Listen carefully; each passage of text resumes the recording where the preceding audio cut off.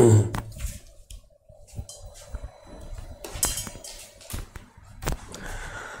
Everyone, नमस्कार, good morning, आदाब, सत श्री अकाल। मैं हूं कपिल गाटपाल। स्वागत है आप सभी का मेरे आज के सेशन में। आज म्यूजिक थोड़ा सा लंबा चल गया क्योंकि म्यूजिक पॉज नहीं हो रहा था, वो चले जा रहा था, बंद ही नहीं हो रहा था, रुकने का नाम ही नहीं ले रहा था। पता नहीं क्या हो गया तो उस पॉज बटन को। एनीवेज, स्टार्ट करते हैं आज के सेशन को। उम्मीद करता हूँ इस सेशन को अच्छे से फॉलो कर रहे हैं, आपकी तैयारी बहुत अच्छे से चल रही होगी और आप यहाँ पर बढ़िया से पढ़ रहे होगे, राइट। चलिए, ये मेरा कोर्स कल से स्टार्ट हो रहा है, ज्वाइन कर लेना। बैंकिंग अवेयरनेस की क्लासेस बिल्कुल बेसिक से करेंगे। कल सुबह 6 बजे आपकी पहली क्लास होने वाली है, 4 मई से। और आज है 3 मई 2023। ये कुछ मेरे बारे में लिखा हुआ है, पढ़ लेना आराम से, तसल्ली से। मेरा टेलीग्राम चैनल ज्वाइन कर लेना @KKATPAL, जहाँ पर आपको सारी की सारी क्लासेस की PDFs और अपडेट्स सब मिल जाती हैं, राइट। ओके, एंड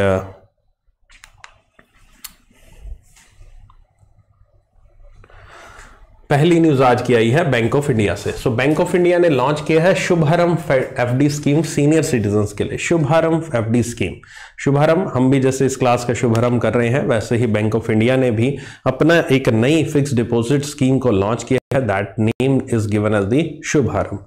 ये शुभारंभ इन्होंने लॉन्च किया है specifically for the senior citizens. Senior citizens के लिए लॉन्च किया है इस टर्म डिपॉजिट स्कीम को, नाम दिया गया शुभारंभ डिपॉजिट। 1 अप्रैल 2023 से यहां पर आपका स्पेशल FD स्कीम जो है वो आपको एडिशनल रेट ऑफ इंटरेस्ट 0.50% देगी सीनियर सिटीजन्स को और 0.65% देगी सुपर सीनियर सिटीजन्स को। सीनियर सिटीजन 60 वर्ष के ऊपर के व्यक्तियों को हम सीनियर सिटीजन कहते हैं, और अगर आपकी उम्र, आपकी मतलब किसी की उम्र अगर 80 वर्ष से ऊपर हो जाती है तो उसको हम सुपर सीनियर सिटीजन कहते हैं, ठीक है। तो ये यहां पर बैंक उनको 7.15% ब्याज देगा 501 दिन के। यहां पर अगर आप टर्म डिपॉजिट कराते हो जनरल पब्लिक को, मतलब ये आपके जनरल पब्लिक के लिए है, आप अगर 501 दिन की फिक्स डिपॉजिट करवाते हो तो बैंक आपको 7.15% ब्याज दे रहा है। हाल ही में यहां पर आपको याद होगा स्टेट बैंक ऑफ इंडिया के द्वारा भी ऐसी ही कोई स्कीम लॉन्च की गई थी, जिसके तहत स्टेट बैंक ऑफ इंडिया ने स्कीम को नाम दिया था अमृत कलश, जिसके तहत वो 400 दिन की फिक्स डिपॉजिट आपको दे रहा है। कितने ब्याज पर दे रहा है? ब्याज मुझे कमेंट सेक्शन में बताओ, क्योंकि मुझे याद नहीं है, ठीक है। तो यहां पर इस न्यूज में क्या आया है? इस न्यूज में आया है बैंक ऑफ इंडिया ने यहां पर शुभारंभ की शुरुआत की। एग्जाम पॉइंट से क्वेश्चन क्या पूछेंगे? शुभारंभ जो स्कीम है वो कौन से बैंक की स्कीम है? उस बैंक का नाम है यहां पर आपका शुभ आरंभ। शुभ आरंभ उसका नाम है, ठीक है। ओके, सो ये आपका शुभारंभ बैंक ऑफ इंडिया का कितने प्रतिशत ब्याज दे रहा है? 0.5% एक्स्ट्रा दे रहा है यहां पर किसको? सीनियर को। और 0.65 दे रहा है 0.65% सुपर सीनियर सिटीजन्स को। और 501 दिन पे कितना ब्याज दे रहा है? ये दे रहा है 7.15% दे रहा है। फिक्स डिपॉजिट जो होता है, जो बैंक में आप जाते हो, एक लमसम अमाउंट जब बैंक में जमा कराते हो, मिनिमम 7 दिन के लिए करवा सकते हो और मैक्सिमम 10 साल के लिए आप एक फिक्स डिपॉजिट बैंक में करवा सकते हो। अलग अलग टेन्योर के हिसाब से जैसे आपको समझ लगे, आप उतने टाइम का fix deposit minimum 7 days up to maximum 10 years तक के लिए करवा सकते हो। इन केस कुछ एक्सेप्शन केसेस होते हैं, कोर्ट केसेस के केस में कोर्ट ने कोई ऐसा फैसला सुनाया है तो ये 10 साल का जो समय है ये बढ़कर ज्यादा से ज्यादा 18 वर्ष भी हो सकता है, उससे ज्यादा नहीं हो सकता कोर्ट केस के में, या फिर कोर्ट ने किसी तरह का फैसला आपका दिया है। तो यहां पर ये फिक्स डिपॉजिट है। फिक्स डिपॉजिट यहां पर बैंक की एक प्रकार की टाइम डिपॉजिट के तहत आता है। बैंक में 2 तरह के डिपॉजिट होते हैं, एक होता है डिमांड डिपॉजिट, दूसरा होता है टाइम डिपॉजिट। टाइम डिपॉजिट में यहां पर फिक्स डिपॉजिट आता है और रेकरिंग डिपॉजिट आता है। फिक्स डिपॉजिट को हम टर्म डिपॉजिट भी कहते हैं, जिसकी हम यहां पर बात कर रहे हैं। और ये बैंक ऑफ इंडिया ने इसकी शुरुआत की है और ये है आपका शुभ आरंभ scheme for the senior citizens, ठीक है। चलिए आगे बढ़ते हैं, अगली न्यूज पे चलते हैं। एंड अगली न्यूज पे चलने से पहले कुछ रिसेंट में फैसिलिटीज यहां पर अलग अलग बैंक्स और इंश्योरेंस सेक्टर्स के द्वारा लॉन्च की गई थी। एक बार इसको पढ़ लेते हैं कि आईसीसी बैंक ने easy EMI facility UPI payment के लिए की है। अब देखो ये कितनी बार मैं आपको ये चीज सामने ला चुका हूं। अब आप कहते हो सर याद नहीं होती चीजें, मुझे बताओ, ये चीज मैंने पिछले महीने आपके लिए शुरुआत की है और आई थिंक इस चीज से आपको कितना फायदा भी मिल रहा होगा। ये वाले जो टेबल है आप कितनी बार, ऑलमोस्ट हर एक एवरी अल्टरनेट डे पर आप ये वाला टेबल मेरी क्लास में देख रहे हो। जितनी बार देख रहे हो आपको ऐसा हो सकता है कि ये टेबल आप में से याद ना हो। जो मुझे जेन्युइनली पिछले 1 महीने से या पहले मतलब पुराना स्टूडेंट है या फिर जो पिछले 15-20 दिन से भी फॉलो कर रहा है, उसने ये टेबल मेरी क्लास में कितनी बार देख लिया होगा और फिर आप कहते हो याद नहीं होता। अब इतना कुछ आपको दिया जा रहा है, पक्का पकाया माल आपको मिल रहा है, एक ही जगह पे मिल रहा है, सामने मैं क्लास में बोल रहा हूं उस चीज को, फिर भी आप कहोगे कि सर याद नहीं होते। How it is possible? मैं कैसे मान लूं आपकी बात कि सर याद नहीं होती चीजें? हाँ, कुछ चीजें मैं मानता हूं कि याद नहीं होती, वो मैं खुद क्लास में कहता हूं इन चीजों को अवॉइड कर सकते हो, है ना, अवॉइड किया जा सकता है। लेकिन अब इस चार्ट में मैं तुमसे पूछूं कि कल को कैनरा बैंक के द्वारा या प्रीमियम पेरोल अकाउंट किसके द्वारा लॉन्च किएगा, तो आपके दिमाग में 1 सेकंड में आना चाहिए कैनरा में, 1 सेकंड में कैनरा में। क्योंकि इतनी बार आपको पिछले 15 दिन में कम से कम 10 बार ये टेबल आपने क्लास में देख लिया होगा। अगर स्टिल आपको ये टेबल याद नहीं हो, फिर भाई साहब कहीं ना कोई कुछ गड़बड़ है। फिर बादाम खाओ, जो मर्जी खाओ, फिर लिट्टी चोखा खाओ या दाल बाटी खाओ, जो मर्जी खाओ, दिमाग को थोड़ा सा शार्प करो। और जब सभी कुछ पका पकाया मिल रहा है तो फिर भी तुम यूटिलाइज नहीं कर पा रहे, फिर कंसंट्रेशन में, फिर फोकस में कमी है, और कुछ नहीं है। फिर बहाने हैं कि सर याद नहीं हो रहा, याद नहीं हो रहा, याद नहीं हो रहा, और कुछ नहीं है ना। अब ये चार्ट भी याद नहीं हो रहा तो भाई मैं कुछ नहीं कर सकता। इतना कुछ आपको, इतना परोसा माल आपको प्यार से दिया जा रहा है ना। अब इसको डांट समझ लो, चाहे प्यार समझ लो, चाहे आशीर्वाद समझ लो, जो समझना समझ लो, लेकिन याद करो तो सब कुछ पॉसिबल है। इमेज बनाओगे, करंट अफेयर्स याद करने का सबसे सही तरीका है दिमाग में इमेज बनाओ। इस चार्ट की दिमाग में इमेज बना लो तो याद हो जाएगी। ठीक है, चलो आगे चलो।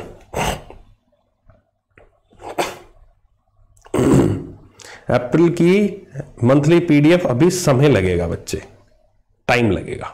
ठीक है, मैं पहले बता दूं टाइम लगेगा, कुछ अपडेशन हो रहा है, कुछ चीजें लाई जा रही हैं, हर एक अच्छी चीज में समय लगता है।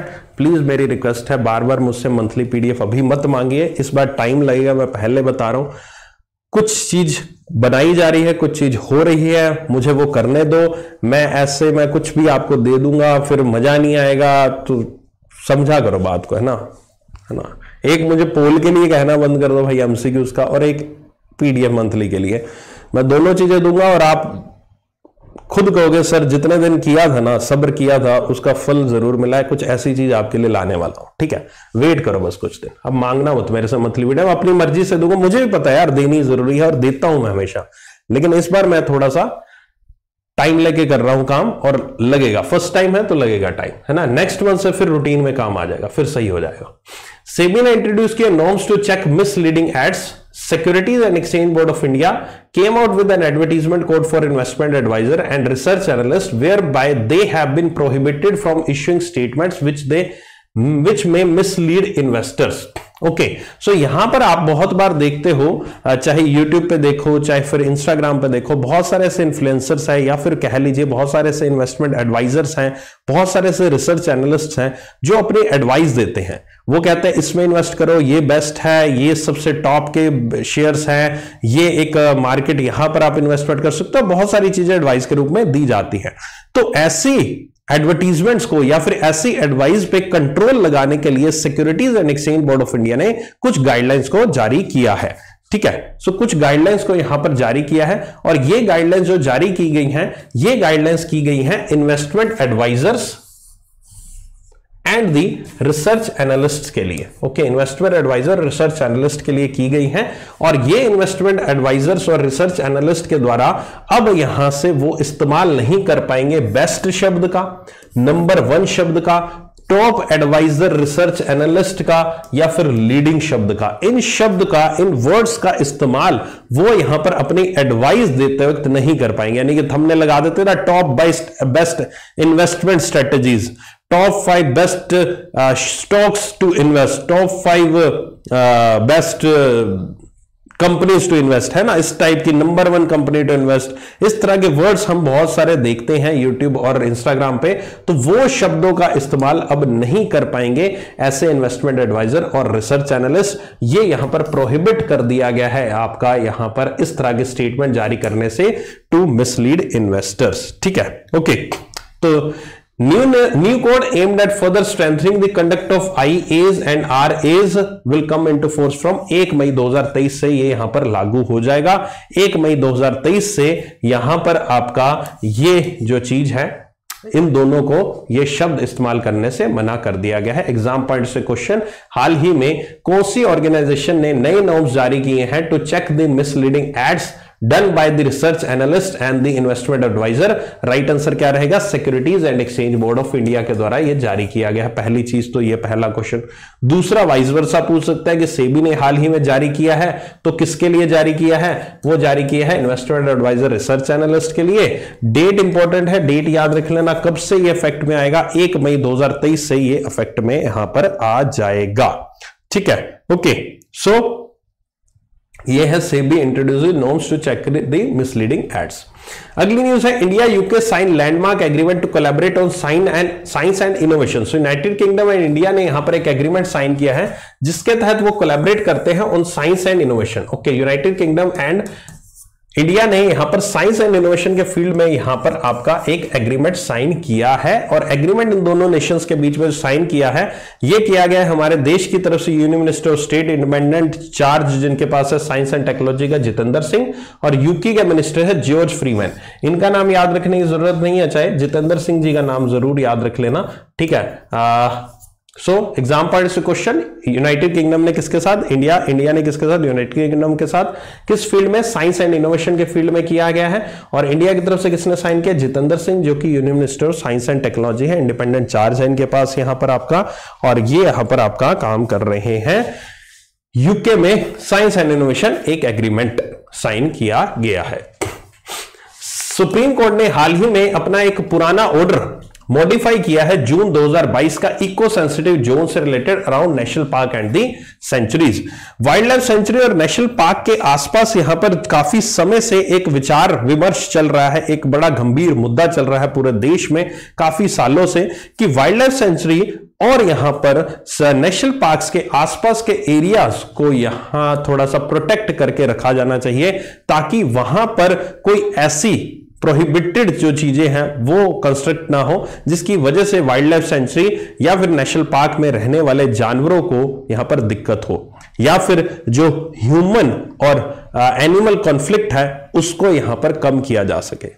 ठीक है, इसी के लिए यहां पर काफी साल पहले एक एक्ट बनाया गया था, और उस एक्ट के अनुसार वाइल्ड लाइफ सेंचुरी और नेशनल पार्क के आसपास के 10 किलोमीटर के रेडियस को या फिर एरिया को एक इको सेंसिटिव जोन जो है वो डिक्लेयर किया गया था। इंडिया में फिलहाल ऐसे 92 इको सेंसिटिव जोन्स हैं जो कि यहां पर वाइल्ड लाइफ सेंचुरी या फिर नेशनल पार्क के 10 किलोमीटर के एरिया के अराउंड उनको कहा जाता है। इस 10 किलोमीटर के एरिया के अराउंड यहां पर बहुत सारी जो चीजें हैं वो प्रोहिबिटेड है कि आप इन एरियाज में ये चीजें नहीं कर सकते, या फिर इन एरियाज में ये चीजें अलाउ है, एग्जम्प्टेड है, वो चीजें की जा सकती हैं। हाल फिलहाल में जून 2022 में सुप्रीम कोर्ट ने एक ऑर्डर जारी किया जिसके अनुसार सुप्रीम कोर्ट ने यह कहा कि हम यहां पर अलाउ करते हैं कि 1 किलोमीटर के बाहर का जो एरिया है, यानी कि इको सेंसिटिव जोन जहां से स्टार्ट होता है, उस स्टार्ट से 1 किलोमीटर का जो एरिया है, यानी कि जो वाइल्ड लाइफ सेंचुरी एंड हुआ, इको सेंसिटिव जोन शुरू हुआ, तो 1 किलोमीटर का एरिया जो है उस एरिया तक तो पूरा प्रोहिबिटेड रहेगा, और उसके बाहर जो है वो यहां पर आप कुछ भी कंस्ट्रक्शन वगैरह अलाउ की जा सकती है। यह चीज कही गई थी जून 2022 में, लेकिन फिलहाल एक बार फिर से यहां पर एक पेटिशन फाइल हुआ और उसके लिए यहां पर फैसला सुनाया गया, और अब पूर्णतया बैन कर दिया गया है ऑलमोस्ट सभी चीजों को इको सेंसिटिव जोन में, यानी कि 10 किलोमीटर के एरिया में, wild life century national park के 10 किलोमीटर के एरिया में आप कोई भी आइटम, कोई भी चीज नहीं कर सकते हैं, ऐसा सुप्रीम कोर्ट ने फैसला सुनाया है। वाइल्ड लाइफ सेंचुरी और नेशनल पार्क, ये भी एक शब्द है अपने आप में समझने वाले। वाइल्ड लाइफ सेंचुरी हम उस सेंचुरी को कहते हैं, उस जगह को कहते हैं जहां पर केवल एनिमल को प्रोटेक्ट करने के लिए काम किया जाता है, एनिमल को प्रोटेक्ट किया जाता है। और नेशनल पार्क जो होता है उसमें यहां पर एनिमल भी रहते हैं, प्लांट्स, ट्रीज भी यहां पर प्रोटेक्ट करके रखे जाते हैं। एक बेसिक डिफरेंस है, वैसे डिफरेंसेस और भी हैं, जस्ट एक बेसिक डिफरेंस है कि वाइल्ड लाइफ सेंचुरी में आपके केवल एनिमल्स पे फोकस किया जाता है, नेशनल पार्क में यहां पर फ्लोरा एंड फौना यानी कि एनिमल्स और प्लांट्स, ट्रीज सभी पे फोकस किया जाता है। आई होप कि इको सेंसिटिव जोन के बारे में आपको पता चल गया होगा कि इको सेंसिटिव जोन क्या होता है। थोड़ा सा और डिटेल में इसको और मैं बता देता हूं। इको सेंसिटिव जोन ये है, नेशनल वाइल्ड लाइफ प्लान 2002-2016 का एक बनाया गया था ministry of environment, forest and climate conservation के द्वारा। इन्होंने ये कहा था कि स्टेट गवर्नमेंट अपने 10 किलोमीटर का जो एरिया है नेशनल पार्क और वाइल्ड लाइफ सेंचुरी का इको फ्रेजाइल जोन और इको सेंसिटिव जोन इसको डिक्लेयर करे under the environmental protection act 1986 के तहत। While the 10 kilometer rule is implemented as general principle, the extent of its application can vary। एक general principle था, उसके अलावा अगर करना चाहो तो कर सकते हो। Areas beyond 10 kilometer can also be notified by the union government के द्वारा नोटिफाई किया जा सकता है if they hold large ecological important। अगर कुछ और इंपॉर्टेंस है, अगर कोई ऐसी और जगह है जिसको डिक्लेयर किया जा सकता है किसी भी कारणवश, तो सेंट्रल गवर्नमेंट, यूनियन गवर्नमेंट उसको डिक्लेयर कर सकती है। इंडिया में फिलहाल 92 इको सेंसिटिव जोन्स है टोटल। और प्रोहिबिटेड एक्टिविटीज क्या है? ESG के तहत प्रोहिबिटेड आइटम्स क्या है? Commercial mining, saw mills, industries causing pollution, major hydro electric projects, commercial use of wood, ये यहां पर प्रोहिबिटेड आइटम्स है, प्रोहिबिटेड एक्टिविटीज है, ये नहीं की जा सकती है इस एरिया में। परमिटेड एक्टिविटी में अगर एग्रीकल्चर कुछ करना है, rain water harvesting, organic farming, renewable energy sources का इस्तेमाल करना है, कोई पानी है, कोई डैम वैम है ना, और ग्रीन टेक्नोलॉजी का इस्तेमाल करना है, तो ये परमिटेड एक्टिविटीज यहां पर आती हैं। ये पूरा का पूरा जो पेज है, market is very important news, market is very important question, exam point से क्वेश्चन आएगा तो इस पेज में से आपसे आ सकता है। You have to read it from very first word to the last word. Technology, दा से लेकर टेक्नोलॉजी तक अच्छे से पढ़ लीजिएगा और बढ़िया से पढ़ लीजिएगा। इस चीज को यहां पर याद कर लेना, जो जो एक एक शब्द, एक एक एक्ट जो भी लिखा हुआ है आपके एग्जाम में आ सकता है। हो सकता है डिस्क्रिप्टिव का भी एक क्वेश्चन इस तरह का आ जाए, हो सकता है आपने एडिटोरियल भी कहीं ना कहीं अभी तक इसके रिलेटेड पढ़ लिया होगा। आई होप कि किसी टीचर ने पढ़ाया होगा, क्योंकि एडिटोरियल आया ही होगा 100%, मैं श्योर हूं किसी ना किसी न्यूज़पेपर में। चलो कोई बात नहीं, नहीं आया तो मैंने पढ़ा दिया आपको, एक प्रकार से एडिटोरियल ही तो पढ़ा रहा हूं, और क्या पढ़ा रहा हूं। चलो अब यहां पर न्यूज पे आते हैं। सुप्रीम कोर्ट ने मॉडिफाई किया अपना order of maintaining eco sensitive zone around national park और वाइल्ड लाइफ सेंचुरी। इन्होंने जून 2022 में ऑर्डर दिया था कि 1 किलोमीटर का जो एरिया है इको सेंसिटिव जोन और नेशनल पार्क का, उसको ही आप मेंटेन करके चले।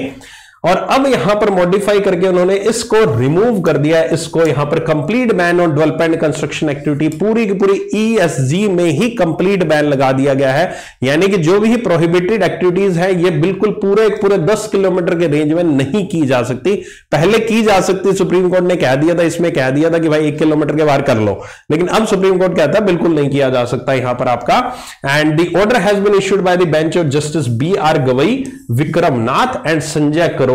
ये 3 जजेस का बेंच यहां पर बैठा था सुप्रीम कोर्ट का, उनके द्वारा यह फैसला सुनाया गया है। ठीक है, ओके। तो ये है एग्जाम पॉइंट से क्वेश्चन यहां पर इको सेंसिटिव जोन। हाल ही में सुप्रीम कोर्ट ने जो फैसला सुनाया है वो अपने पिछले कौन से फैसले को, जून 2022 के फैसले को किया है। और क्या फैसला था? 1 किलोमीटर उसके अंदर रेडियस था।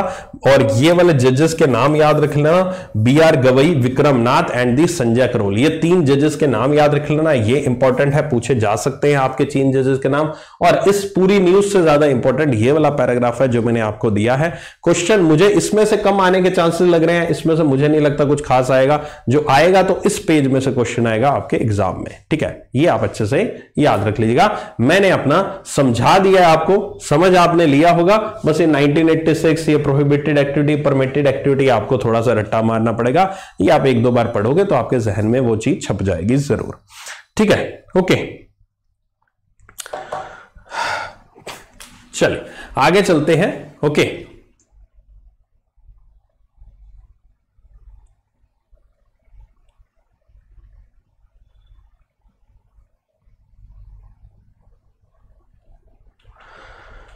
Central government employees to get 42 days special casual leave for organ donation. तो यहां पर आपका सेंट्रल गवर्नमेंट एम्प्लॉइज ने क्या किया है, अब उनको 42 डेज की यहां पर स्पेशल कैजुअल लीव मिलेगी ऑर्गन डोनेशन पे।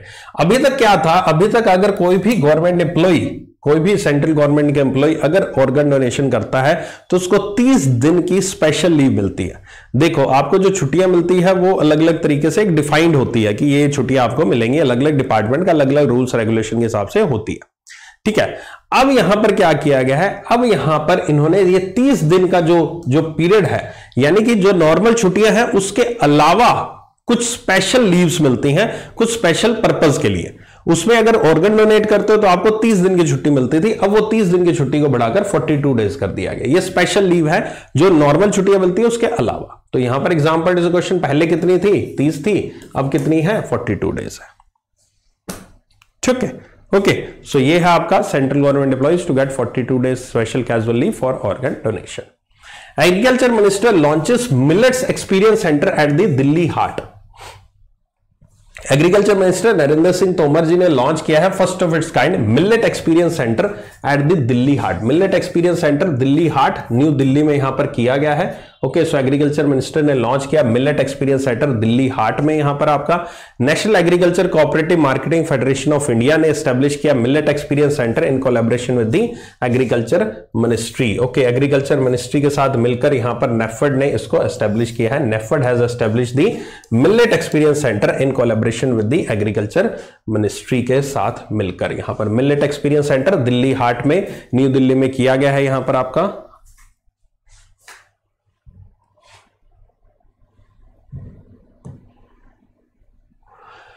ओके, सो ये न्यूज में यहां पर क्या बनेगा, ये न्यूज में लोकेशन पूछी जा सकती है। मिलेट एक्सपीरियंस सेंटर यहां पर आपका कहां पर, दिल्ली में लॉन्च किया गया पहला अपने आप में, और किसके द्वारा लॉन्च किया गया है यहां पर, NAFED, that is national agriculture cooperative market federation of India. इन्होंने एस्टेब्लिश किया मिलेट एक्सपीरियंस सेंटर किसके साथ मिलकर, एग्रीकल्चर मिनिस्ट्री के साथ मिलकर यहां पर किया है। It aims to raise awareness of millets and increase its adoption among the general public. Okay, general public में यहां पर मिलेट्स को यहां पर, जिसको हम श्री अन्न भी कहते हैं, उसको यहां पर बढ़ावा देने के लिए। और अगर आप पुराने स्टूडेंट हैं तो आपको मालूम होगा कि ये जो वर्ष चल रहा है 2023, इस वर्ष को यूनाइटेड नेशन ने इंटरनेशनल ईयर ऑफ मिलेट्स भी यहां पर घोषित किया है। इस साल बहुत सारे ऐसे प्रोग्राम्स यहां पर मिलेट से जुड़े हुए, ज्वार बाजरा रागी वगैरह जो होते हैं, मिलेट्स जिनको कहते हैं, उनसे जुड़े हुए होते हैं। ये बड़े ही एक रिच सोर्स है आपके न्यूट्रिशन का मिलेट्स यहां पर, और इसलिए यहां पर इंडिया की रिकमेंडेशन पे इंटरनेशनल ईयर ऑफ मिलेट्स इस बार ऑब्जर्व किया जा रहा है एज पर यूनाइटेड नेशन के द्वारा। ठीक है, तो यहां पर एग्जाम पार्ट से क्वेश्चन, लोकेशन कहां हुआ है, किसके द्वारा ऑर्गेनाइज किया गया है, एग्रीकल्चर मिनिस्ट्री इसमें इन्वॉल्व है, और लोगों में अवेयरनेस क्रिएट करने के लिए। अगली न्यूज है पीएम मोदी इनॉग्रेट्स नमो medical education research institution Silvassa. Okay, Silvassa जो है वो दादरा नगर हवेली दमन एंड दीव की यहां पर आपका कैपिटल कह लीजिए, जो भी कह लीजिए, यूटी की यहां पर आपका एक एरिया है सिलवासा नाम का, वहां पर है। वहां पर ही मोदी जी ने नमो medical education and research institute की शुरुआत की। सो नमो medical and education and research institute की शुरुआत की। इसकी फाउंडेशन स्टोन उन्होंने ही जनवरी 2019 में रखी थी, अब इसकी शुरुआत कर दी गई। इसके अलावा उन्होंने देवका सी फ्रंट दमन में भी यहां पर इसका शुरुआत किया। देवका सी फ्रंट मतलब लोग वहां पर जाकर घूमने जा सकते हैं, सी फ्रंट अच्छा एक एरिया होगा, वहां पर लोग घूम सकते हैं, बैठ सकते हैं दमन में। ठीक है, ये 5.45 किलोमीटर लंबा सी फ्रंट बनाया गया है। इसकी कॉस्टिंग 165 करोड़ रुपीस आई है। Is one of its kind coastal promenade in the country. Okay, अपने आप में एक बहुत ही यूनिक सा एक एरिया बनाया गया 165 किलोमीटर का, 5.45 किलोमीटर लंबा ये आपका सी फ्रंट है, बीच एरिया है, जहां पर आप घूमने के लिए जा सकते हैं। एग्जाम पॉइंट से क्वेश्चन यहां पर क्या बनेगा, पहला क्वेश्चन, हाल ही में नमो medical education and research institute कहां पर एस्टेब्लिश किया गया है, सिलवासा में किया गया है। दूसरा देवका सी फ्रंट जो है वो कहां पर ओपन किया गया है, दैट इज दमन में ओपन किया गया है। दमन will be the right answer. And इस पे कितना खर्चा आया, 165 करोड़ रुपीस यहां पर इस पर खर्चा आया है। किलोमीटर भी यहां पर आपसे पूछे जा सकते हैं, 5.45 किलोमीटर का सी फ्रंट है, 165 करोड़ इस पे खर्चा आया है। दमन में यहां पर आया है देवका सी फ्रंट, और सिलवासा में यहां पर है नमो medical education and research institute. ठीक है, आगे चलते हैं।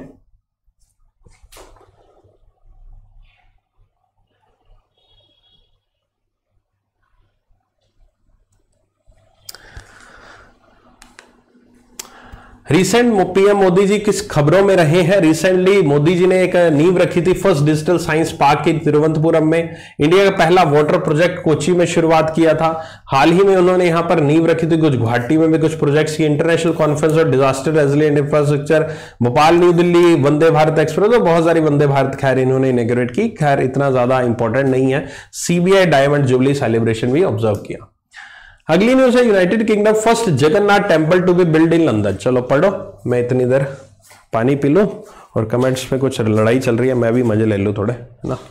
आप इतनी देर पढ़ो।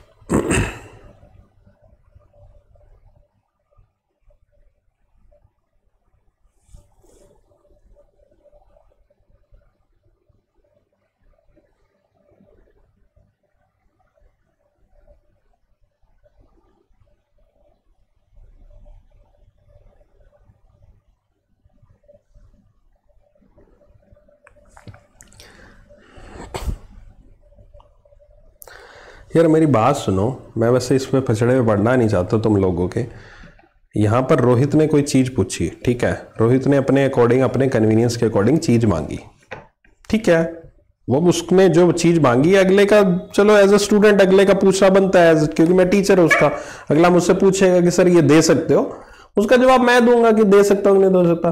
तुम बाकी दोनों लोग जो लगे हुए नीचे हो, तुम लोग उसको ऐसे क्यों अब्यूजिव लैंग्वेज क्यों यूज कर रहे हो यार? मतलब कि कहाँ का सेंस है, कहाँ का ये एक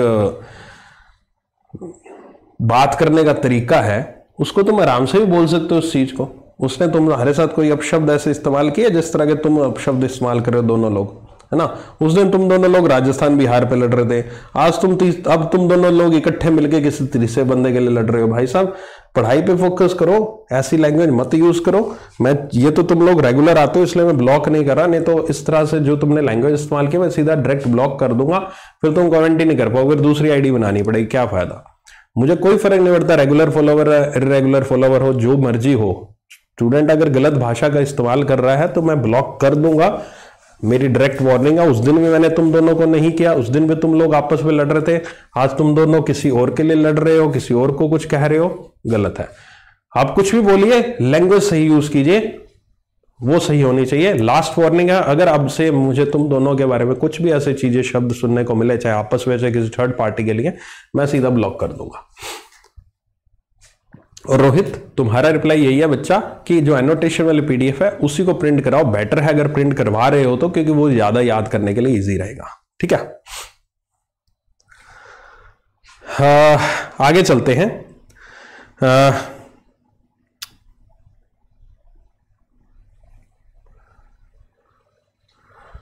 फालतू बंदे को भी नहीं बोलना, अपने काम से काम रखो। An Odisha-born entrepreneur in the United Kingdom, Biswanath Patnaik, has pledged about 250 crore to UK-based charitable organization Sri Jagannath Society UK, working on constructing the UK first temple devoted to भगवान Jagannath in London. Okay, so भगवान जगन्नाथ जी का एक मंदिर जो है वो यहां पर आपका लंदन में बनाया जाएगा। चलो, जय जगन्नाथ ओडिशा वासियों, है ना? वहां के लोग, आप लोग बोलते हैं ना जय जगन्नाथ, है ना? सभी को कहते हो एक रिस्पेक्ट से, है ना? तो मेरी तरफ से जय जगन्नाथ। भगवान जगन्नाथ जी का जो मंदिर है लंदन में बनाया जा रहा है, इसके लिए यूके का ये पहला टेंपल है जो भगवान जगन्नाथ जी का बनाया जा रहा है। इसके लिए ओडिशा में ही जन्म लिए एंटरप्रेन्योर है जो यूके में अब बस चुके हैं, उनका नाम है बिस्वनाथ पटनायक। बिस्वनाथ पटनायक उनका नाम है। इन्होंने 250 करोड़ रुपए देने का यहां पर निर्णय लिया है आपका UK based charitable organisation Shri Jagannath society को, ठीक है? उनको देने का फैसला किया है आपका। एंड फर्स्ट कंस्ट्रक्शन फेज जो है वो 2024 तक यहां पर कंप्लीट हो जाएगा। श्री जगन्नाथ टेम्पल ऑफ पुरी काफी फेमस है, आप लोग जानते ही होंगे, खैर आपके, है ना? पुरी का जगन्नाथ टेम्पल, है ना? और बहुत ही इंपॉर्टेंट एक हिंदू टेम्पल है, डेडिकेटेड है लॉर्ड जगन्नाथ को in the form of Vishnu in Puri in the state of Odisha in the eastern coast of India. तो एग्जाम पॉइंट से क्वेश्चन, यहां पर भगवान जगन्नाथ जी का टेम्पल कहां पर बनाया जा रहा है? लंदन में। इसके लिए किसने यहां पर पैसा जो फंडिंग देने का फैसला किया? बिस्वनाथ पटनायक जी ने। कितना पैसा? 250 करोड़ रुपए दिया जाएगा यहां पर। यूके का पहला टेम्पल जगन्नाथ भगवान को डेडिकेट करते हुए लंदन में बनाया जाएगा, ठीक है? तो ये आपका एग्जाम पॉइंट से ये पूरा पैराग्राफ इंपॉर्टेंट है यहां पर आपका। नीचे वाला तो 2024 और ये जगन्नाथ टेम्पल पुरी की बात की जा रही है, ठीक है? ओके, चलो आगे चलते हैं।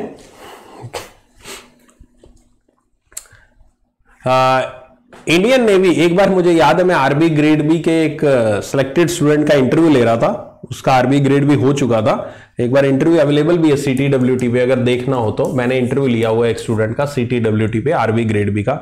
अच्छे खासे व्यूज है, आई थिंक 1.25 लाख व्यूज है उस वीडियो पे। मुझे नाम याद नहीं उस पर्सन का। ऑल इंडिया रैंक 2nd या 3rd आया था, उसका इंटरव्यू मैंने 2 साल पहले लिया था। उसने अपने इंटरव्यू की शुरुआत ही ऐसे की थी, जय जगन्नाथ। उसने कहा था जय जगन्नाथ सभी को। तो तब मुझे याद है उस बात, वो मुझे हमेशा याद आता है जब भी ये जगन्नाथ भगवान का नाम आता था। उसने शुरुआत ही ऐसे की थी, जय जगन्नाथ। उसके इंटरव्यू में जब सुनोगे तो पता लगेगा। Indian navy's warship starts inducting indigenous naval anti drone system. Indian Navy surface warship are inducting the naval anti-drone system developed by the DRDO with the support of Indian Navy and manufactured by the Bharat Electronics Limited. So यहां पर आपका Indian navy worship यहां पर आपका एक क्या कर रही है, शामिल कर रही है अपने नेवी में नेवल एंटी ड्रोन सिस्टम को, जिसको बनाया है डीआरडीओ के द्वारा, और साथ में है यहां पर आपका इंडियन नेवी और है साथ में यहां पर भारत इलेक्ट्रॉनिक्स लिमिटेड। तो इंडियन नेवी के द्वारा यहां पर नेवल एंटी ड्रोन सिस्टम की शुरुआत की जा रही है, बनाया जा रहा है डीआरडीओ, मैन्युफैक्चर किया जा रहा है भारत इलेक्ट्रॉनिक्स लिमिटेड के द्वारा। यह पहली बार इंडिया में ही बनाया गया, first time it is indigenously developed, India में ही बना हुआ यहां पर एक ऐसा नेवल एंटी ड्रोन सिस्टम है जो कि शामिल किया जा रहा है यहां पर आर्म फोर्सेस में। इसको आत्मनिर्भर भारत इनिशिएटिव के तहत बनाया जाएगा और ये यहां पर लाइक दी जैसे नेवल है, नेवी है, शिप्स है, उन पे किसी तरह का एरियल थ्रेट होता है तो पहले ही हम उस चीज को भांप लेंगे। एंटी ड्रोन का मतलब है कि ड्रोन के थ्रू हमला होता है, तो ड्रोन आ रहा है किसी से दूर से तो हमें पता लग जाएगा भाई ड्रोन आ रहा है, इसको यहां पर पहले टैकल करना है। तो इस तरह का सिस्टम यहां पर बनाया जा रहा है। एग्जाम पॉइंट से क्वेश्चन किसके द्वारा बनाया जा रहा है, यह बनाया जा रहा है डीआरडीओ भारत इलेक्ट्रॉनिक्स लिमिटेड और साथ में इंडियन नेवी की मदद से सिस्टम को बनाया जा रहा है। इंडिया में पहली बार बनाया जा रहा है यह सिस्टम, इसलिए न्यूज इंपॉर्टेंट है क्योंकि पहली बार बनाया जा रहा है इसलिए इंपॉर्टेंट, नहीं तो ऐसा सिस्टम तो बनाते रहते हैं, कुछ ना कुछ नए हथियार, कुछ ना कुछ नई टेक्नोलॉजी, नया इनोवेशन आता ही रहता है, लेकिन इंडिया में पहली बार बनाया जाएगा तो इसलिए यह चीज इंपॉर्टेंट है, आत्मनिर्भर भारत के तहत किया जाएगा। ठीक है, ओके आगे चलते हैं। System uses a laser based kill mechanism for destroying the enemy target, laser से उसको मार गिराएगा। Tamil Nadu is the top borrower among states in the current fiscal. So basically यहां पर हाईएस्ट मार्केट बोरोइंग्स का यहां पर लिस्ट आई है, यानी कि मार्केट से सबसे ज्यादा पैसा किस स्टेट ने उठाया है। रिजर्व बैंक ऑफ इंडिया का एक डाटा आया है यहां पर स्टेट डेवलपमेंट लोन्स का, इसके तहत यहां पर आपका सबसे ज्यादा जो पैसा है वो यहां पर उठाया है तमिलनाडु ने लोन के फॉर्म में। पिछले 2 सालों से तमिलनाडु यहां पर टॉप पे रहा है। अगर टॉप पे रहना इस लिस्ट में आखिरकार अच्छी बात नहीं है, लेकिन यहां पर बोरोइंग्स के मामले में टॉप पे रहा है इसलिए अच्छी बात नहीं है। स्टेट ने 87977 करोड़ पिछले साल, उससे पिछले साल और इस पिछले साल 87,000 करोड़ यहां पर आपके इन्होंने उधार में लिए थे और फिलहाल ये यहां पर 68,000 करोड़ इस बार लिया है। आंध्र प्रदेश दूसरे स्थान पर है, तीसरे स्थान पर महाराष्ट्र है। तो ये टॉप 3 यहां पर पोजीशन पे यहां पर जो स्टेट रहे हैं जिन्होंने पैसा यहां पर लोन के फॉर्म में बोरो किया है, पैसा उठाया है, ये तीनों के नाम अलोंग विद देयर अमाउंट याद रख लेना, क्योंकि तमिलनाडु यहां पर कंटिन्यू तीसरी बार यहां पर टॉप पे रहा है तो कंटिन्यू तो तीनों बार के अमाउंट याद रख लेना कि तमिलनाडु ने पिछली बार और उससे पिछली बार यहां पर क्या चीज की है, 87977 करोड़ और 87,000 करोड़ यहां पर किया गया है state borrower and the 87,000 crore and 87,977 crore rupees highest market borrowings यहां पर तमिलनाडु के द्वारा। ACC name Siddharth Mohanty as LIC chairperson and first CEO। Government ने अपॉइंट किया है सिद्धार्थ मोहंती को। सिद्धार्थ मोहंती, तो फिलहाल सिद्धार्थ मोहंती को हाल ही में हमने पढ़ाई भी थी, न्यूज मैंने पढ़ाई भी थी, 14 मार्च को उनको इंटरिम चेयरपर्सन बनाया गया था, टेम्परेरी चेयरपर्सन बनाया गया था एक बार LIC का, लेकिन अब उनको फाइनली उनको चेयरपर्सन की सौंप दी गई है कुर्सी। सो LIC के नए चेयरपर्सन सिद्धार्थ मोहंती बने हैं। ऑल्सो चेयरमैन सिद्धार्थ मोहंती ये MD and CEO insurance giant के जून 2024 से जून 2025 तक यहां पर बनेंगे। ओके, सो ये भी आपका बनाया गया है, इनको चेयरपर्सन बना दिया गया है और MD and CEO of the insurance company June 24 से जून 25 के बीच में यहां पर आपके बनाए जाएंगे। और बस सिंपल, एसीसी ने अपॉइंटमेंट कमेटी ऑफ कैबिनेट ने यहां पर इनको फाइनली अप्रूवल दे दिया है। और LIC के बारे में ये आपका स्टैटिक फैक्ट हुआ। अपॉइंटमेंट पिछले दिनों में बैंकिंग सेक्टर में क्या क्या अपॉइंटमेंट हुए हैं। MD and CEO Bank of Baroda के देवादत्ता चांद जी को बनाया गया है। MD and CEO Bank of India के Rajneesh Karnataka. MD and CEO UCO Bank के Ashwini Kumar. Silicon Valley Bank के CEO Tim Mayopoulos elected as president of NDB। पूर्व ब्राजील के प्रेसिडेंट है Dilma Vana Rousseff. Executive director है बंधन बैंक के रतन कुमार केश। इंटरिम चेयरपर्सन है LIC Siddhartha Mohanty. ये इंटरिम के आप चेयरपर्सन ही बन गए तो इसको आप काट सकते हो। And head of city commercial bank के भानु बोहरा। ठीक है, तो ये हाल ही के कुछ अपॉइंटमेंट्स है बैंकिंग सेक्टर के जो आपके एग्जाम पॉइंट से काफी इंपॉर्टेंट है। ठीक है, रोहित मैं अलग से वीडियो लेकर आऊंगा इसके लिए, 1-2 दिन बस वेट कर लो, आपको मिल जाएगी उसके रिगार्डिंग।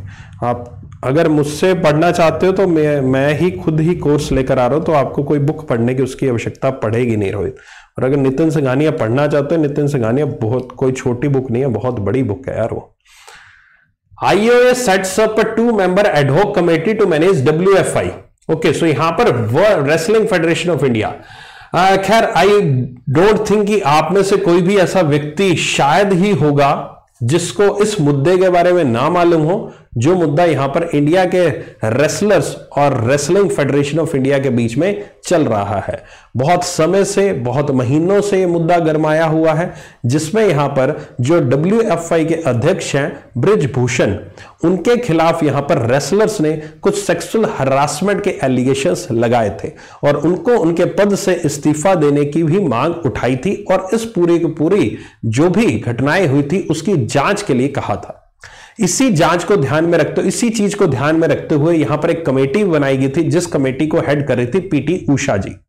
और हाल ही में फिलहाल में फिर से ये काफी खबरों में बनी हुई है ये चीज, क्योंकि अब यहां पर इन रेसलर्स के द्वारा एलिगेशंस दोबारा से लगाए जा रहे हैं कि इवन जो PT उषा जी हैं वो भी यहां पर बृजभूषण जी का यहां पर समर्थन करते हुए नजर आ रही हैं और हमारे अगेंस्ट यहां पर कुछ चीजें की जा रही हैं, जबकि हम सही हैं वो गलत हैं। बहुत सारे पॉलिटिकल पार्टीज इसमें कूद चुकी हैं। वहां पर देखने को मिले अरविंद केजरीवाल जी हाल ही में भाषण देते हुए इन रेसलर्स के साथ, वहां पर देखने को मिली प्रियंका गांधी, वहां पर आई बहुत सारा पॉलिटिकल मुद्दा, ये मुद्दा वो मुद्दा देखने को मिला है। और पॉलिटिकल मुद्दा इसलिए भी बन गया है क्योंकि बृजभूषण जो हैं वो यहां पर BJP पार्टी से बिलोंग करते हैं, उनकी तरफ से ये MP हैं, तो इसलिए ये एक पॉलिटिकल पूरा का पूरा मुद्दा देखने को मिला। और अब यहां पर फिलहाल क्या किया गया है, फिलहाल इसमें नया एक अपडेट आया है और उस नए अपडेट में इंडियन ओलंपिक एसोसिएशन ने 2 मेंबर की एडहॉक कमेटी को बनाया। एडहॉक क्या होता है? एडहॉक होता है एक टेम्परेरी कमेटी बना दी गई है। इमरजेंसी में कोई चीज की जाए और टेम्परेरी की जाए उसको एडहॉक कहते हैं, जिसमें भूपेंद्र सिंह बाजवा एंड सुमा शिरूर ये यहां पर रेसलिंग फेडरेशन ऑफ इंडिया का काम देखेंगे। जो भी यहां पर रेसलिंग का काम होता है वो ये दोनों काम देखेंगे। और फिलहाल यहां पर आपका ये इंडियन ओलंपिक एसोसिएशन के बारे में है, तो यही चीज को ध्यान में रखते हुए अभी फिलहाल बृजभूषण जी काम नहीं देखेंगे, उनकी जगह कौन देखेंगे काम? यहां पर भूपेंद्र सिंह बाजवा का हम देखेंगे और सुमा शिरूर यहां पर काम देखेंगे। चलिए आपसे मैं कमेंट सेक्शन में एक क्वेश्चन पूछता हूं, मुझे बताइएगा भूपेंद्र सिंह बाजवा और सुमा शिरूर ये दोनों कौन से स्पोर्ट्स से बिलोंग करती हैं? क्या ये स्पोर्ट्स से बिलोंग करती हैं? स्पोर्ट्स पर्सनैलिटी है तो स्पोर्ट्स का नाम बताइए, या फिर स्पोर्ट्स पर्सनैलिटी नहीं है तो कौन से प्रोफेशन से बिलोंग करते हैं दोनों, उसके बारे में बताइए। कमेंट सेक्शन में आपके उत्तर जानना चाहूंगा। ये काफी अच्छा एक ट्रिकी क्वेश्चन बन सकता है। एग्जामिनर इनका नाम देके आपसे इनके प्रोफेशन के बारे में पूछ लेगा, भाई कौन से स्पोर्ट्स से बिलोंग करते हैं। और ये जो भी मुद्दा है आई होप कि आपको इसको फॉलो किया होगा, देखा होगा, नहीं किया तो कहीं ना कहीं मैंने खैर पहले प्रीवियस करंट अफेयर्स में इसको कवर किया हुआ है। अगर नहीं किया हुआ, नहीं आपने सुना हुआ, नहीं फॉलो किया हो तो कहीं ना कहीं यूट्यूब पे जस्ट सर्च कर लीजिएगा। पूरा पूरा मुद्दा आपको पता होना चाहिए। आपके एग्जाम पॉइंट ऑफ से ही मैं कह रहा हूं, आपके एग्जाम पॉइंट से आपको पता होना चाहिए, कहीं से भी कोई क्वेश्चन उठा के पूछ सकते हैं, है ना। अब एक चीज और होती है, बहुत बार हम ये कहते हैं सर कितने महीने की करंट अफेयर्स पढ़नी है, नॉर्मल सा एक क्वेश्चन है सभी स्टूडेंट्स का, तो मैं कहता हूं 6 मंथ्स की करंट अफेयर्स पढ़नी है। बहुत जगह ये भी बोलते हैं 3 महीने की पढ़ लो इनफ है, 4 महीने की पढ़ लो इनफ है। नहीं आरआरबी में तो 8 महीने की पूछी जाती है। अरे पिछली बार तो 1 साल पुराना क्वेश्चन आ गया था। तो क्या होता है, ये जो 1 साल या 8 महीने पुराने जो क्वेश्चन आते हैं ना वो ऐसे ही आते हैं। अब मान लीजिए ये न्यूज आपकी आई है, ये न्यूज अभी आपके 6 मंथ्स के टाइम रेंज के अंदर आई है, लेकिन इस न्यूज में क्वेश्चन क्या पूछ लेंगे? इस न्यूज में क्वेश्चन पूछेंगे कमेटी बनाई गई थी जो कि जांच कर रही थी सेक्सुअल हरासमेंट की, उस कमेटी के अध्यक्ष कौन थी? अब उस कमेटी के अध्यक्ष PT उषा थी। अब वो कमेटी बनाई गई थी जनवरी में जाकर। अब अगर आरबी के हिसाब से देखो तो वो 8 महीने 9 महीने पुरानी न्यूज होगी। अब आप में से काफी लोग सोचेंगे अरे सर ये तो 9 महीने न्यूज पुरानी आ गई, आपने तो कहा था 6 महीने की याद करनी। अरे भाई वो कनेक्टिंग न्यूज थी इसलिए वो पूछी गई है। एक्सक्लूसिव न्यूज पूछी जा सकती है, मैं ये नहीं कहता कोई 1-2 क्वेश्चन मिल जाएंगे, हो सकता है 8-9-10 महीने पुराने, 1 साल पुराने 2 क्वेश्चन मिल जाएं आपको एग्जाम में, लेकिन 2 क्वेश्चन के चक्कर में हम बाकी 38 क्वेश्चन तो नहीं छोड़ेंगे ना। तो इसलिए इस तरह का थोड़ा सा कनेक्शन के साथ भी बिठाकर आपको चलना पड़ता है। थोड़ा सा देख लेना इसको प्रीवियस टाइप में, प्रीवियस में क्या क्या चीजें हुई हैं यहां पर आपकी, और ठीक है। चलो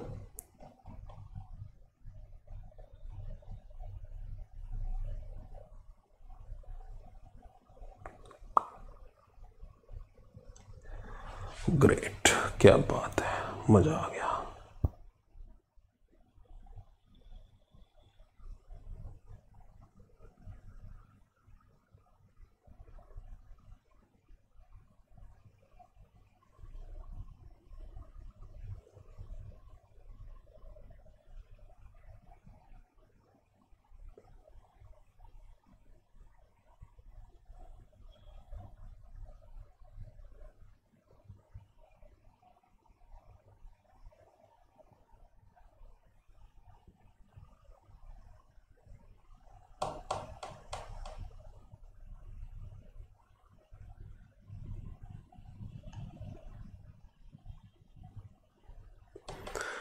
चलो बढ़िया होगा, एक चीज बड़ी अच्छी हुई है, अभी बता नहीं सकता लेकिन अच्छी हुई है। चलो, justice S V. Bhatti appointed active chief justice of Kerala. So acting chief justice यहां पर केरला के आपके जस्टिस सरसा वेंकट नारायण भाटी जी को अपॉइंट किया गया एक्टिव चीफ जस्टिस केरला का। He succeeded justice N Mani Kumar ji की जगह आपके ले ली है इन्होंने। देखो जो स्टेट के चीफ जस्टिस वगैरह होते हैं ना, ये बहुत सारे हो जाते हैं, मैं बस रिकमेंड करता नहीं इनको याद करने के लिए, ठीक है, मैं अवॉइड करवाता हूं हमेशा। तो जस्ट एक न्यूज आई है, बहुत सारे कितने याद करोगे, आते रहते हैं, हर एक महीने में कोई ना कोई आ जाएगा, जैसे 12, 15, 20 हो जाएंगे, क्या करोगे। एक बार तो ऐसा हुआ था, इकट्ठी लिस्ट ही 7-8 की आ गई थी, है ना। चलो, ये रिसेंट अपॉइंटमेंट है, ये आपके ऊपर छोड़ा, आराम से पढ़ लेना। Dubai airline Emirates unveils world first robotic check in assistant. So Dubai based airline है एमिरेट्स नाम की, काफी फेमस एयरलाइंस है, एंड इसने यहां पर अनवील किया है दुनिया का पहला robotic check in assistant name the Sara. Okay, सारा यहां पर इन्होंने रोबोटिक चेक इन असिस्टेंट यहां पर दिया है। चेक इन असिस्टेंट क्या होता है? चेक इन असिस्टेंट होता है, आप जब प्लेन में जाते हो, आप में से काफी लोग प्लेन में गए होंगे या नहीं गए होंगे, मैक्सिमम आप में से, तो उनके लिए बता दूं कि जब आप यहां पर जाते हो, जब आप एयरपोर्ट पे जाते हो, तो वहां पर कुछ फॉर्मेलिटीज करनी होती है आपको, जब भी आप ट्रैवल करने से पहले, अपनी हवाई यात्रा शुरू करने से पहले, जिसको हम चेक इन बोलते हैं।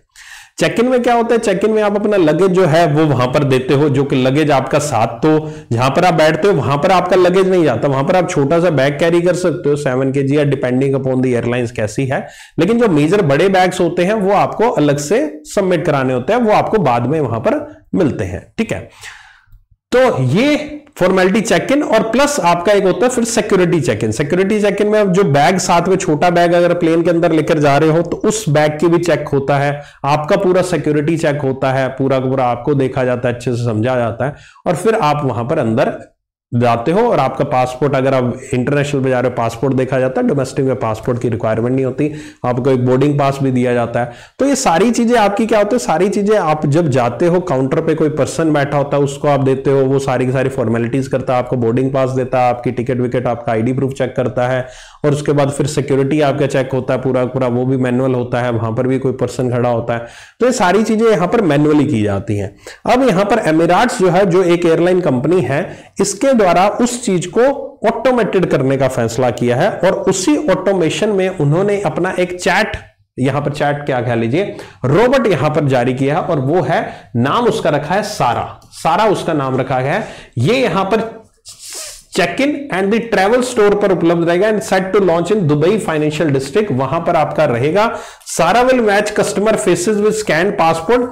पासपोर्ट आप यहां पर स्कैन करेंगे अपना, ठीक है, पासपोर्ट आप स्कैन करेंगे, पासपोर्ट पे आपकी फोटो लगी होगी, और वो आपकी फोटो को वहां पर कैमरे से खींचेगा, दोनों को मैच करेगा कि हाँ, जो पासपोर्ट पे पर्सन है वही यहां पर सामने पर्सन है, दोनों की फोटो को मैच करेगा अपने आर्टिफिशियल इंटेलिजेंस से, और फिर उसको आगे अप्रूव कर देगा, आगे उसको गेट खोल देगा, और आगे वो जा सकता है, ठीक है। Check passengers in and guide them to luggage drop area. Luggage जहां पर आप ड्रॉप कर सकते हो, लगेज जहां पर आप छोड़ सकते हो, वहां से लगेज भी अपने आप ऑटोमेटिक चला जाएगा, किसी भी तरह की मैनुअल इंटरवेंशन की आवश्यकता आवश्यकता नहीं पड़ेगी। और ऐसी कोई चीज ये नई नहीं की गई है, ये चीज ऑलरेडी यहां पर अवेलेबल भी है, इंडिया में भी अवेलेबल है डीजी यात्रा ऐप के थ्रू। और इवन बहुत सारे एयरपोर्ट जहां पर आप ऑटोमेटेड अपना लगेज ड्रॉप कर सकते हो, बस वो क्या है, वहां पर अलग अलग बाइफर्केशन है। डीजी यात्रा अलग जगह पे होता है, वो गवर्नमेंट का काम है, ठीक है। वो गवर्नमेंट ऑफ इंडिया ने डीजी यात्रा शुरू किया कि आप चेक इन कर सकते हो, सिक्योरिटी चेक इन, आप अपना जो आईडी प्रूफ है आपको गेट पर दिखाने की जरूरत नहीं, ऑटोमेटिक आप जाइए निकल जाइए वहां से, सिस्टम आपका स्कैन कर लेगा आधार कार्ड से वगैरह वगैरह। और जो लगेज ड्रॉप एरिया वो अलग होता है। इन्होंने एक ही जगह पर सब कुछ कर दिया है, एमिरेट्स ने, सारा नाम की ऐप, सारा नाम का यहां पर ये रोबोटिक चेक इन असिस्टेंट। तो एग्जाम पॉइंट से क्वेश्चन, सारा किसकी एक रोबोटिक चेक इन असिस्टेंट है, नाम है एमिरेट्स एयरलाइंस, एमिरेट्स याद रख लीजिएगा, एमिरेट्स एयरलाइंस, ठीक है। और उसके अलावा यहां पर बाकी मुझे कुछ खास लग नहीं रहा है इसमें याद करने वाला, हाँ बस इसमें और कुछ याद करने वाला नहीं है, सिंपल इसमें इतना ही याद रख लिया, एमिरेट्स एंड दी सारा, ठीक है। इतना ही आपको याद रखना। आई होप कि आप इस पॉइंट को समझ गए होंगे। यूएई के बारे में बात करें तो कैपिटल अबू धाबी है, करेंसी दिरहम है, मोहम्मद बिन जायद अल नहान वहां के प्रेसिडेंट हैं, और मोहम्मद बिन राशिद अल मखतूम वहां के आपके प्राइम मिनिस्टर हैं, ठीक है। हाल ही में मैं भी दुबई की यात्रा पे जब गया था तो मैंने भी एमिरेट्स की फ्लाइट ही ली थी, अच्छी फ्लाइट है। जिंदगी में कभी एक अपने आप को अपग्रेड करना हो ना, अपने आप को अपग्रेड करना हो, मैंने एक बहुत अच्छी बात उस दिन किसी की सुनी थी, मुझे नाम याद नहीं आ रहा उस पर्सन का क्या था, बहुत अच्छे व्यक्ति हैं शायद, है ना, जो भी हैं वो व्यक्ति, नाम याद नहीं। उन्होंने क्या कहा, उन्होंने ये कहा, जिंदगी में अगर कभी आपको आगे बढ़ना हो ना, आपको एक सोच पैदा करनी हो अपने अंदर कि मुझे एक टारगेट है, ये चीज अचीव करनी है, तो एक बार कभी ना कभी जिंदगी में बिजनेस क्लास जो होती है ना उसकी यात्रा कर लीजिएगा। आप अफोर्ड नहीं कर सकते, मैं मानता हूं आप एक नॉर्मल एक इकोनॉमी क्लास जो होती है प्लेन में उसको अफोर्ड कर सकते हो, लेकिन आप कैसे ना कैसे करके बिजनेस क्लास में जाकर यात्रा जरूर करिएगा।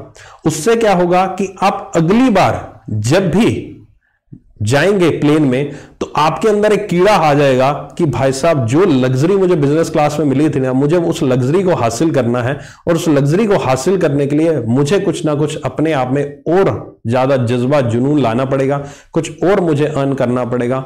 वो एक जो मोटिवेशन मिलेगा ना, वो मोटिवेशन आपको एक अलग तरीके से, आपको एक अलग नया सा मोटिवेशन मिलेगा। तो एक बार करके देखिएगा अपने साथ, कभी भी जब भी आप इकोनॉमी क्लास में ट्रैवल करें, अगर आप थोड़े बहुत पैसे लगाकर एक बार अपग्रेड कर लें, अगली बार अपने आप उस चीज को अपनी जेब से जो आप लगाना चाहते हैं, लेकिन उसके लिए अर्निंग करने के लिए आप जरूर मेहनत अलग लेवल की करेंगे, ठीक है। किसने कहा था भाई, पता नहीं किसने कहा था, किसने तो कहा था।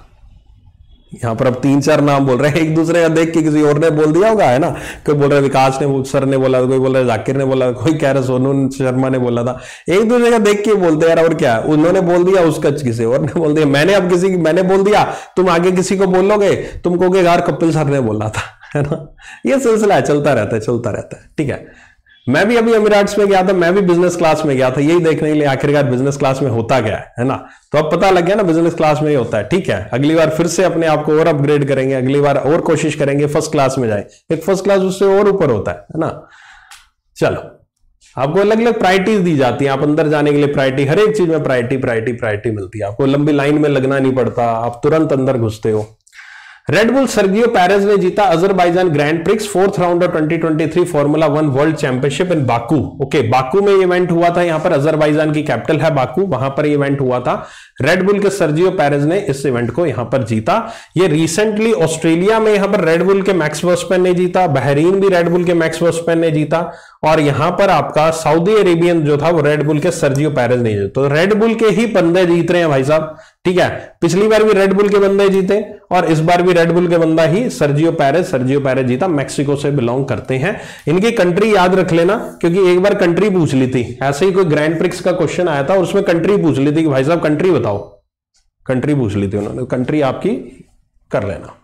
Amitabh Ghosh non fiction book Smoke and Ashes to be released in 2023। So Amitav Ghosh Smoke and Ashes a writer journey through opium's hidden histories will be publish by Harper Collins. ये यहां पर स्मोक एंड एशेस नाम की अमिताभ घोष के द्वारा एक नई नॉन फिक्शन बुक यहां पर लिखी गई है। ये ओपियम अगर मैं गलत नहीं हूं तो ये ओपियम उसकी बात कर रहे हैं ना,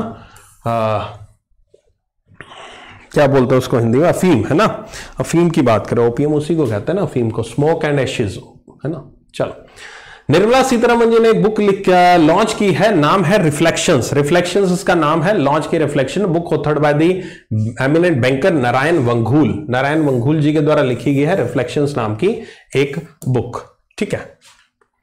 ये रिसेंट की बुक्स एंड ऑथर चलो कर लेते हैं, बढ़िया से दे रखे हैं। War and women book M A. Hasan, फुलांगे, लेखनाथ छेत्री, आजाद नाम की, ये है आपके गुलाम नबी आजाद, लॉन्च की गई डॉक्टर करण सिंह जी के द्वारा। Courting India, England, Mughal India and origin of empire, Nandini Das ji के द्वारा। The banker to every Indian, State Bank of India की। The great bank robbery, Pratapi Ram and Sabyasachi दास के द्वारा। विज्ञान प्रगति साइंस रिपोर्टर CSIR के द्वारा। क्रॉस कोड दिया गया जयदीप मुखर्जी एंड स्वराष्ट्र तमिल संगम प्रशस्ति दिया गया PM नरेंद्र मोदी जी के द्वारा। यहां पर ये चीजें की गई है, रिसेंटली लॉन्च बुक्स हैं या रिपोर्ट्स कह लीजिए, रिपोर्ट्स तो नहीं मतलब बुक्स हैं या कोई एडिशन है, कोई कॉफी टेबल बुक है, ये सारी सारी आपको एक साथ कंपाइलेशन दिया गया है, ठीक है, ओके।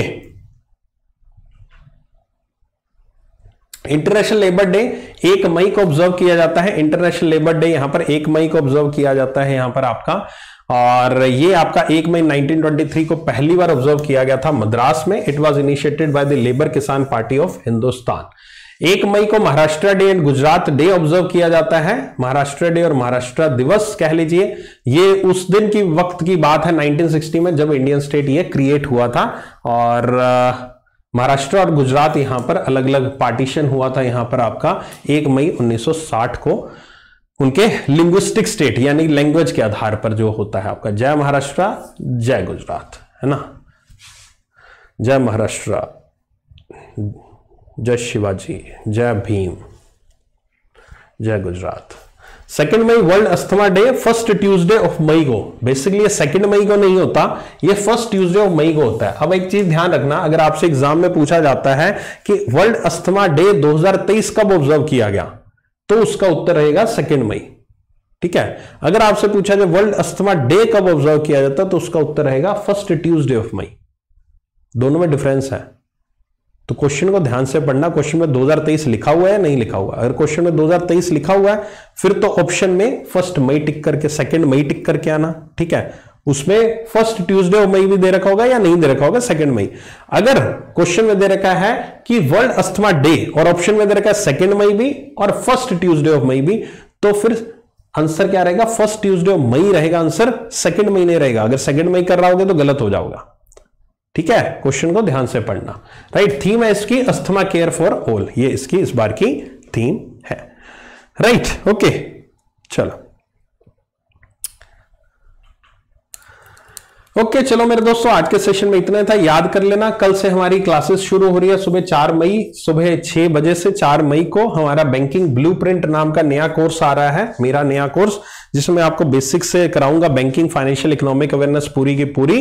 प्राइसिंग इसकी है 699, लेकिन अभी फिलहाल 10% ऑफ आपको मिल जाएगा कल तक इसमें। ये नीति कोड लगाकर डिस्क्रिप्शन में लिंक है, जाकर कोर्स को परचेज कर सकते हो। अगर आप प्लस से सब्सक्राइबर है तो आपको परचेज करने की जरूरत नहीं है, उसका लिंक भी मैंने डिस्क्रिप्शन में दे दिया है। और टेलीग्राम चैनल ज्वाइन कर लेना, जहां पर आपको इस क्लास की पीडीएफ एंड अपडेट्स मिल जाती है। @KCART पर सर्च करोगे तो आपको मिल जाएगी, ठीक है। अगर आप एक बैंक एग्जाम बैंकर हैं, ऑलरेडी सिलेक्टेड है, तो आपके लिए मेरे लिए JIB DBF के कोर्सेज भी अवेलेबल है, जिसमें चारों सब्जेक्ट्स मैं ही आपको पढ़ा रहा हूं। अभी हाल ही में ही 1 मई को नए बैच शुरुआत हुए हैं उसके, तो इसको भी ज्वाइन करना चाहो कर सकते हो, डिस्क्रिप्शन में इसका भी लिंक दे रखा है। Thank you so much, take care, bye bye. मुलाकात करते हैं फिर नेक्स्ट क्लास में, नेक्स्ट किसी क्लास में। एंड बाकी तो क्या कहें, सब कुछ कह ही दिया है हमने, है ना, ठीक है। ब्लूप्रिंट नाम कैसा लगा भाई? So when should I studying current affairs? Current affairs अभी पढ़ने की जरूरत नहीं है श्रेयांशी, आपको आराम से पढ़ना अगले साल, ओके। हाँ बस एक तो तुम लोग शुरू हो जाते हो, जय माता दी, जय श्री राम, जय राजस्थान, है बड़े सेंसिटिव हो यार तुम लोग, ना बड़े इमोशनल हो अपने स्टेट, अपने रिलीजन को लेकर किसी और का नाम लेना अपने आप ना बीच में ले आते हो, है ना।